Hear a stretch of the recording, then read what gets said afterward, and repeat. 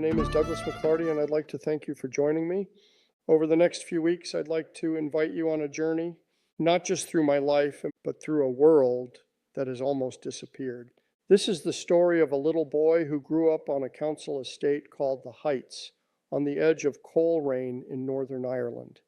It's the story of a generation that knew hardship, discovered hope, witnessed extraordinary change, and somehow found laughter along the way. The title of this series is Plastic Sandals. People often smile when they hear the name. Some assume it's about shoes. It isn't. Plastic sandals became a symbol of where I started, and a reminder that humble beginnings never have to define where life can take you. As I've grown older, I've found myself looking back more often. Perhaps we all do. The older we become, the more we realize our memories aren't simply stories. They're pieces of history. When I was born in 1948, Britain was still recovering from the Second World War. Rationing hadn't long ended. Money was scarce. Families made do with what little they had. For my parents' generation, every shilling mattered. My father certainly knew that. He was one of the hardest working men I've ever known. Whatever work he could find, he took it. Diesel fitter, mechanic, laborer, cook, driver, anything that brought money home. I can still picture him coming through the front door in the early hours of the morning after working double shifts. His clothes smelled of oil and hard work. His face carried the exhaustion of a man who never complained because he believed providing for his family was simply what fathers did. Looking back now, I don't think I fully appreciated the sacrifices he made. Children rarely do. Yet while our family struggled to make ends meet, the world itself seemed to be accelerating into an astonishing future. Our housing estate was brand new. Each month, another row of houses appeared. Television aerials began rising above rooftops like strange metal trees. To us, they were symbols of progress. Our first black and white television arrived on what we called the tick. Today, we'd simply call it buying on credit. That little television completely changed our lives. Until then, the world had existed mostly in newspapers, cinemas, and people's imaginations. Suddenly, it arrived in our living room. I still remember hearing the news that the Russians had launched Sputnik, the world's first satellite. Imagine that. One moment we were worrying about paying the grocer. The next, mankind had begun exploring space. The contrast was extraordinary. Even something as simple as a packet of crisps felt exciting. Our local fish and chip shop introduced a new brand called Sputnik, a wonderful play on the word Sputnik. Today, that probably sounds amusing. Back then, it felt modern, new, exciting. It's remarkable how something so small could leave such a lasting memory. Perhaps because, in those days, little treats weren't everyday occurrences. They were events. Life moved to a rhythm that younger generations might find difficult to imagine. Television didn't run all night. At the end of broadcasting, the national anthem played before the screen disappeared into a test card. The cinemas were much the same. As the final credits rolled, everyone stood for the anthem, or at least most people did. Living in Northern Ireland, even something as simple as standing or not standing could quietly reveal your politics or religion. Some people suddenly discovered they desperately needed the toilet before the music began. Perhaps it was the safest place to be. Then came the 1960s, and everything changed. Color arrived, not just on television eventually, but in life itself. Music exploded. Every Sunday evening, my friends and I gathered around a tiny transistor radio to listen to Radio Luxembourg. The signal faded in and out, static crackled endlessly, but through that interference came voices that would define an entire generation. The Beatles, the Rolling Stones, Dusty Springfield, those songs weren't just music. They became the soundtrack of our youth. Even today, if I hear one of those records, I'm instantly transported back to a bedroom full of teenagers trying to tune a tiny radio while dreaming of a bigger world beyond Coleraine. History wasn't something happening in textbooks. It was happening all around us. I was 14 during the Cuban Missile Crisis. For 2 terrifying weeks, the world genuinely wondered whether civilization might end. Yet life somehow continued. People still went to work. Children still went to school. The milkman still delivered milk. Life has a remarkable habit of carrying on even while history is unfolding. Closer to home, another transformation was taking place. An American company called Chemstrand opened near Coleraine. To many families, it represented something precious: security, steady wages, hope. The town expanded: more houses, more roads, more cars. Some families even started taking holidays abroad. Spain suddenly became a place ordinary working people could actually visit. Neighbors returned with suntans, colorful souvenirs, and stories that sounded impossibly exotic. But every generation has its shadows. As the optimism of the 1960s reached its height, Northern Ireland began sliding into one of the darkest periods in its history. The troubles, bombs, violence, fear, the contrast has never left me. While millions of people around the world watched Neil Armstrong walk across the moon, parts of Belfast looked like the moon itself: scarred, broken, burned. History has a cruel way of placing triumph and tragedy side by side. By then I was 21 years old, married to my first and only girlfriend, Margaret, about to become a father. Yet if you'd met me then, you would never have imagined what lay ahead. And I'd left school at 15 with very few qualifications. I drifted from one job to another: warehouse worker, messenger, factory hand, office clerk. Nothing seemed to fit. At night, I played guitar in local bands to earn a little extra money. Life wasn't going badly, but neither was it going anywhere. Deep down, I knew I was capable of more. I just didn't know what that more looked like until one ordinary day, sitting behind a desk, watching the clock crawl around the wall, I realized something. I didn't want this life. I wanted to sell. I wanted to travel. I wanted to build something. And that simple thought changed everything. Eventually, it led me to an interview at a country hotel outside Belfast. I nearly didn't go, looking back now. It's astonishing how often our lives are changed by decisions that seem completely ordinary at the time.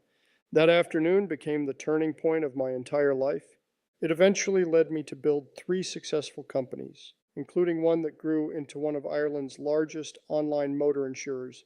But that's getting ahead of ourselves, because before success, before business, or before opportunity, there was a little boy growing up in the Heights. A boy wearing plastic sandals, a boy who had absolutely no idea where life would eventually take him. During the COVID lockdown, I finally found the time to sit down and write these memories.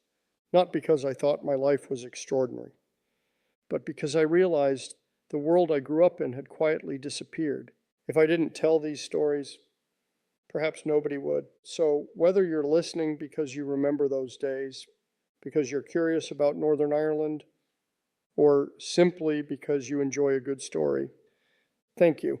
I hope these episodes make you smile, and perhaps they'll make you laugh. There may even be moments that bring a tear. Most of all, I hope they remind you that our beginnings never define our destination.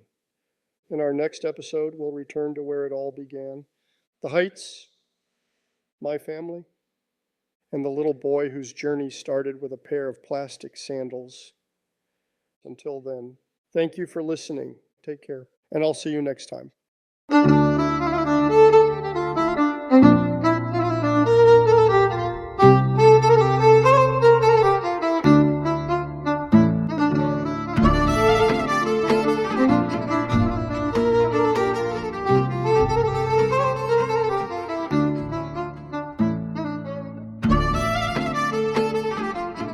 Episode 2, A Scottish Soldier. Hello, and welcome back to Plastic Sandals. I'm Douglas McClarty. Last time I shared some of my earliest memories growing up in the Heights, a newly built council estate in Coleraine, where life was shaped by poverty, hard work, and an incredible sense of community. Today, I'd like to tell you about the man who shaped me more than anyone else: my father. A quiet man, a determined man, and a Scottish soldier. People often ask where the name McClarty comes from. Well, our story begins not in Ireland, but in a tiny Scottish village with one of the most unusual names imaginable: Moscow. Not the great Russian capital, but a tiny hamlet in Ayrshire, just a few miles outside Kilmarnock. I've always loved that little coincidence. Our family's story began in a place called Moscow, yet somehow became intertwined with Northern Ireland. Even stranger, Moscow in Scotland, Coleraine, and Moscow in Russia all sit almost exactly on the 55th parallel north, a curious thread connecting three very different places. My father, Douglas McClarty, although everyone simply called him Jock, was born there in 1916. His father worked as a herdsman on a local farm. Life wasn't easy. Children worked because families needed them to. School wasn't the center of life, survival was. Dad often told me that despite growing up poor, he considered himself fortunate. Each year he watched Irish laborers arrive to harvest potatoes across Ayrshire. They slept in barns, worked from dawn until dusk, earned barely enough to survive. Even as a boy, he realized there was always someone carrying a heavier burden. It's a lesson I've never forgotten. One story stayed with him for the rest of his life. He was still a young boy. One freezing winter's morning, he made the long 5-mile walk to school. Before leaving, he prepared his own breakfast, just a bowl of porridge. His mother was ill with pneumonia and couldn't get out of bed. He kissed her goodbye and set off through frost-covered fields. When school finished, he made the same long journey home. But something felt different. The house was unusually quiet. Waiting at the door was a relative. His mother had died that afternoon. She never saw her little boy return home. Imagine that. A child leaves for school in the morning, and by tea time, his mother is gone forever. No antibiotics and no miracle drugs. Just another family devastated by an illness we hardly think about today. I often wondered whether losing his mother so young helped create the man he eventually became. Strong, independent, quietly resilient. Perhaps it did. At 15, my father left school and began an apprenticeship as a diesel fitter in Kilmarnock. He moved in with his sister Jean. Money was scarce, so he learned to cook as well as repair engines. Those practical skills would stay with him for the rest of his life. He became one of those remarkable men who could seemingly turn their hand to almost anything. If something broke, he fixed it. If something needed building, he built it. If there wasn't enough food, he somehow made a meal appear. Resourcefulness became second nature. At 19, he decided Ayrshire had become too small. So he and a friend stood beside the road with their thumbs out. Eventually, a lorry stopped. The driver asked, "Where are you boys heading?" Dad replied, "Where are you going?" "Carlisle." "That'll do." Just like that. His next chapter began.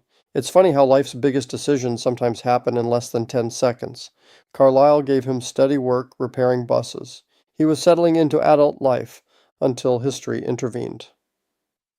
September 1939, Britain declared war on Germany.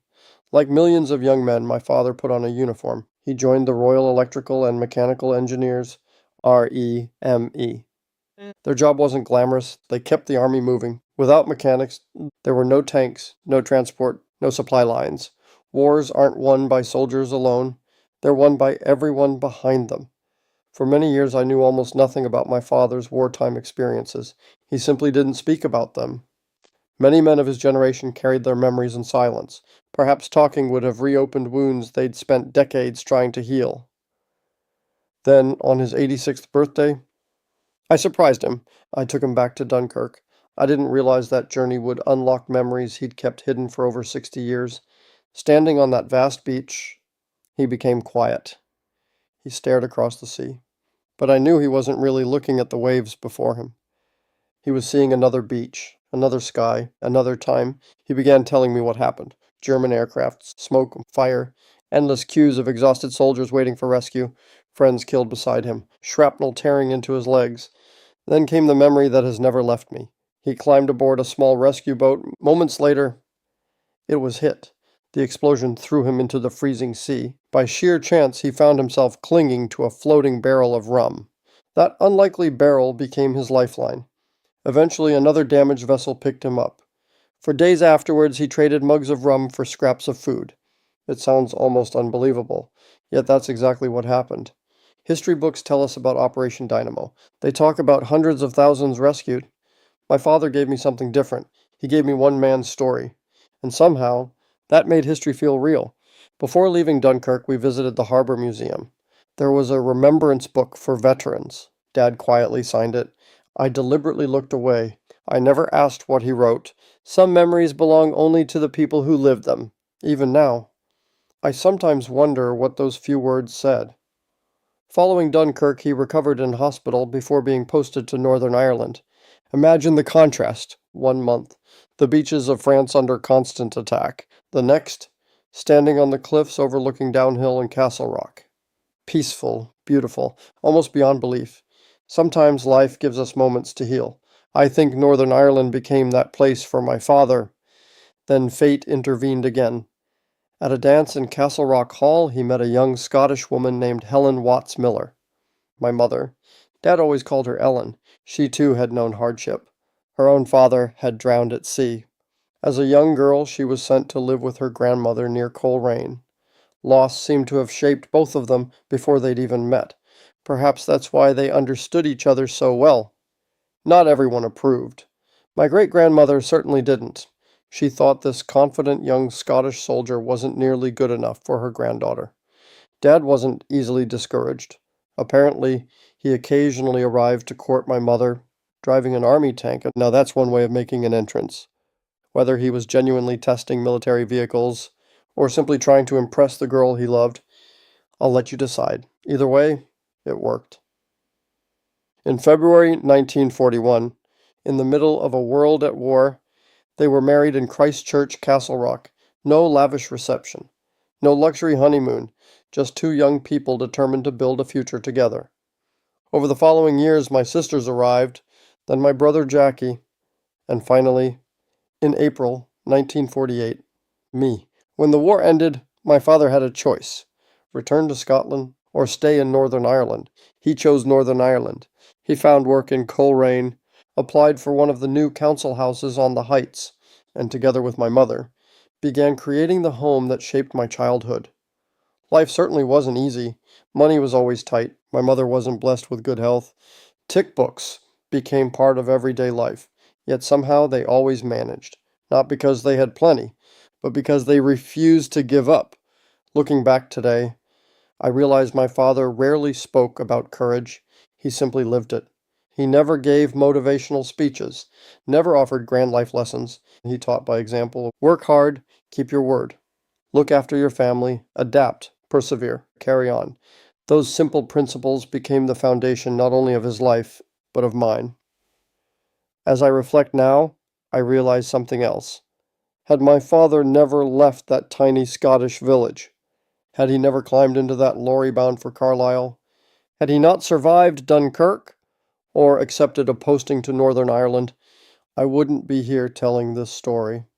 Sometimes an entire family history turns upon one ordinary decision, one lift, one meeting, one chance, and one remarkable Scottish soldier. Thank you for joining me today. In our next episode, we'll return to the Heights, where childhood adventures, mischief, friendships, and the unforgettable symbol of my plastic sandals begin to shape the boy I was becoming.